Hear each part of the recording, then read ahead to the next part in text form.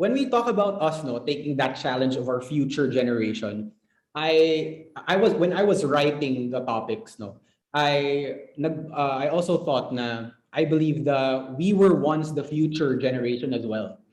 Right? Kasi, I mean, there are also creators and brands who took the responsibility of taking that challenge to inspire us when we were younger, right? So, and now we're here, no? Now we're doing this. Now we're talking to each other with our own little brands, right? So, I'm also curious to hear everyone's perspective on the impact of our OGs for the now.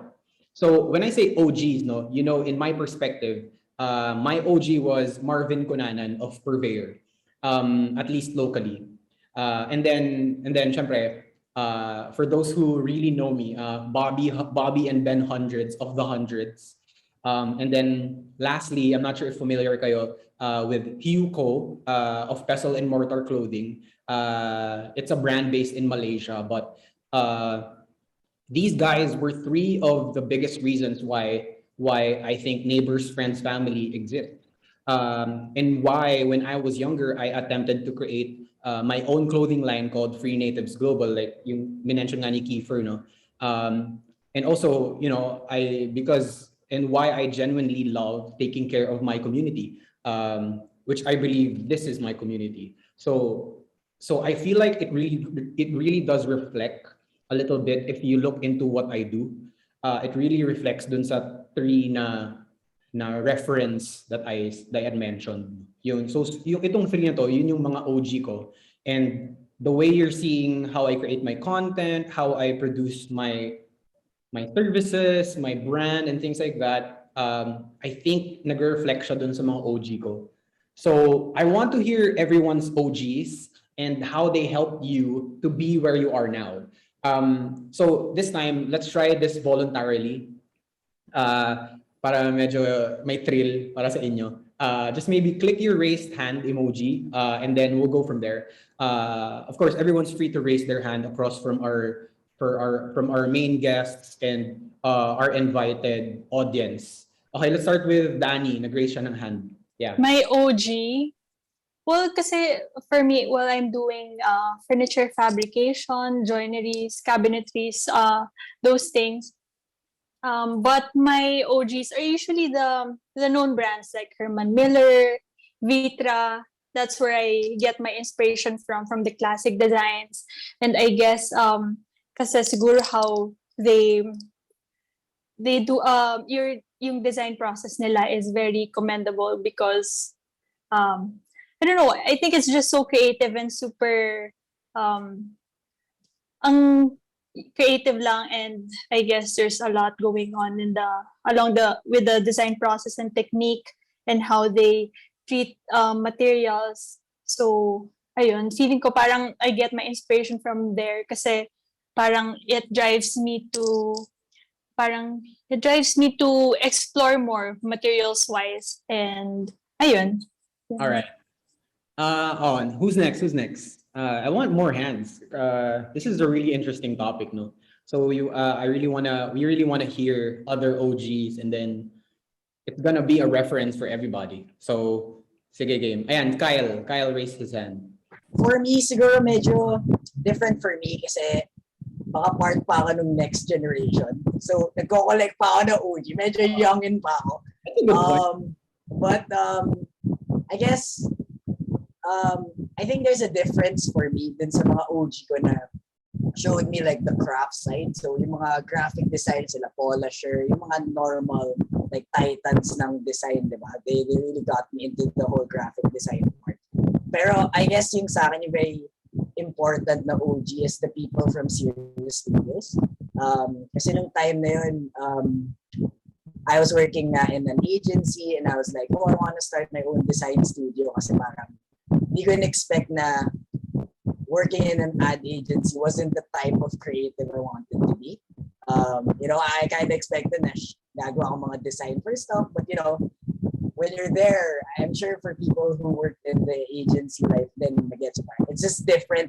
Hindi ko siya ma-count as fun when I make like, let's say, 30 posters tungkol sa sabon, diba? In a month. Diba? So, for me, when I saw the people at Serious Studios, iba talaga kasi they showed me na sila din fresh out of college, they as a group, as like yung brotherhood nga na pinag-usapan kayo, they started their own studio and they made it a decade from when they started.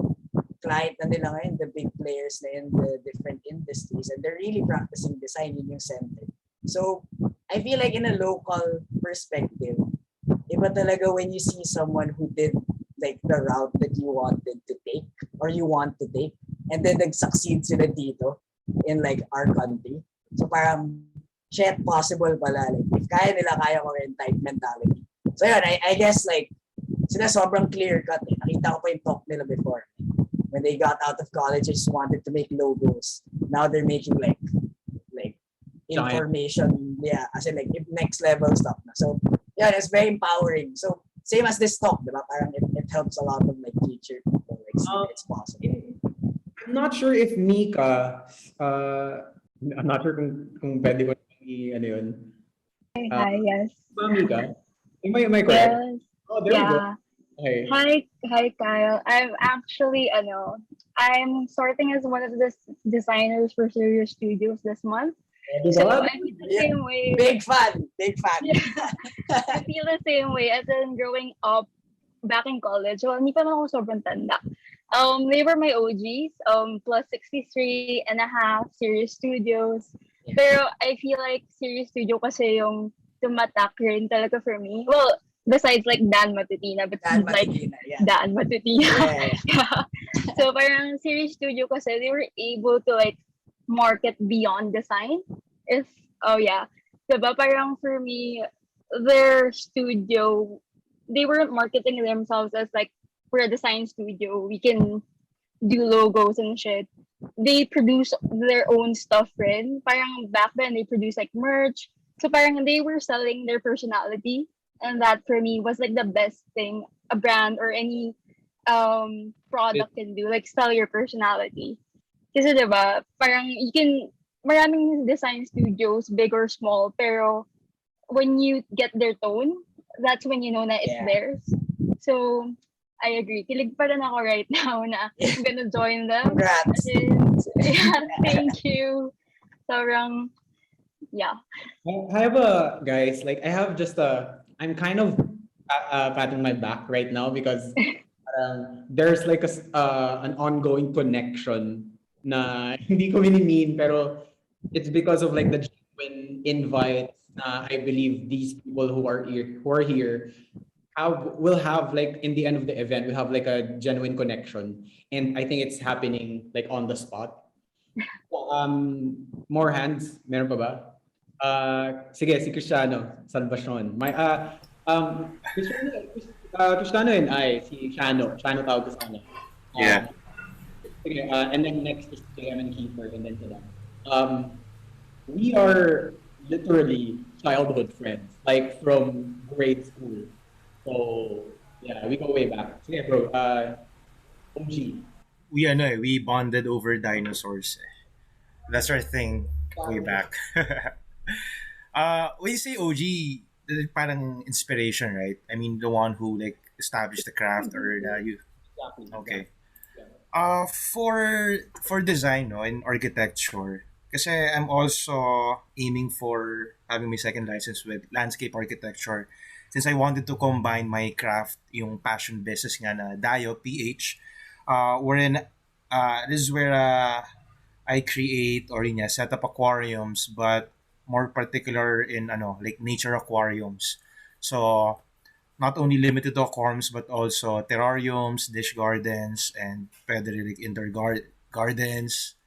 So basically everything nature, no. So I wanted to combine it with design architecture. So for that, siguro I don't have an OG for Ariki, since sobrang dami na talagang masters na each one of them you can learn, like a philosophy that, that can be absorbed and ultimately have your own philosophy as well. So yeah, but dun sa nature aquarium or aquascaping, it's Takashi Amano. He's a Japanese aquascaper. He has his own museum in Japan. And then there are also great YouTubers online like Serpa Design. So yeah, that's about it. It's basically ano lang, combining my passion craft and my profession. Well, let's make it a habit right now na pag may mini-mention kayo, i-message nyo, ilagay nyo yung at para parang we have like a passive reference, a huge references while it's going on. Who goes first from between JM, Saddam, and Kiefer? Sino muna? Si Saddam muna siguro? Kasi yellow yung raise hand niya eh. Siya yung Kaya nga eh. Nagkataka ko ba't yellow. Anyway, well, for me, siguro most of the friends here na naka-work ko before would know na siguro personally hindi nyo naman alam na gusto ko talaga mag-start ng video. Kasi hindi naman ako nag-video before, di ba? Like, I'm a huge fan of documentaries talaga. Before I started, yung complex na blueprint sa YouTube, yeah. Yun yung pinapanood ko ever. Mga docus and all. So, I started SFilmsPH as a parang content creation in YouTube. But apparently, papasok pala siya dun sa business or freelancing. Not sure kasi parang dati gusto ko lang talagang gumawa ng contents and all. But yung OG ko would be the documentaries. Kaya kung subscriber kayo ng YouTube page ko, most of the works that I have there are docus. So kasama pa dun si Kiefer. Kasama din yung Blank 6 ni Kiefer and other local brands. So yun yung start ko. And then right now, napunta ako sa pag-video ng music videos sa Star Music with Yumi As Manila. So I mean, nag-start lang yun sa ganun na hindi ko naman talaga iisipin like before na prior pandemic na mag-serious ako about videos.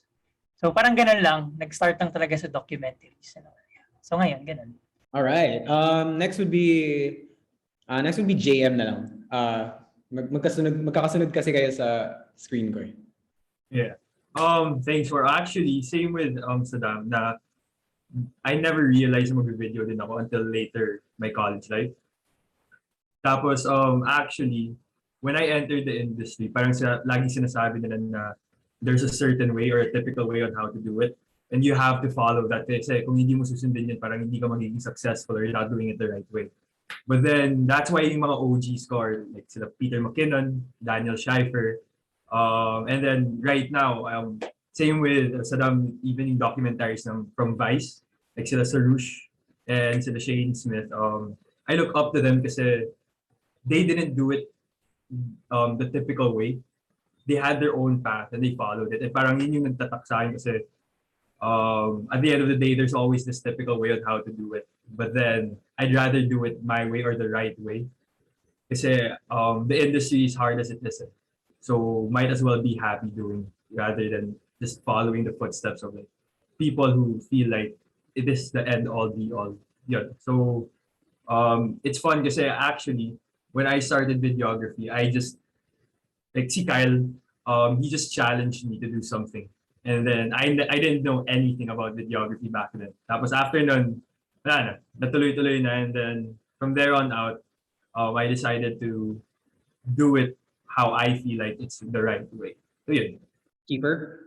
For Blank 6, usually kasi I inspire my designs from the vibes of Russell Westbrook and Travis Scott. So for me yun talaga yung mga OGs ko since I can say bata pa ako sa streetwear scene. So nire-respect ko yung mga kuyas ko dito sa industry like si For, si Bong, si Allen, si Saddam, yan, mga mentors ko kasi sila. So ayun, upon researching kasi, so medyo nag-evolve na sa akin yung vibe nila Westbrook and Travis Scott since naging fashion icon sila aside from being athlete and a pop star icon. So upon researching, nakita ko, nag-explore na rin ako with other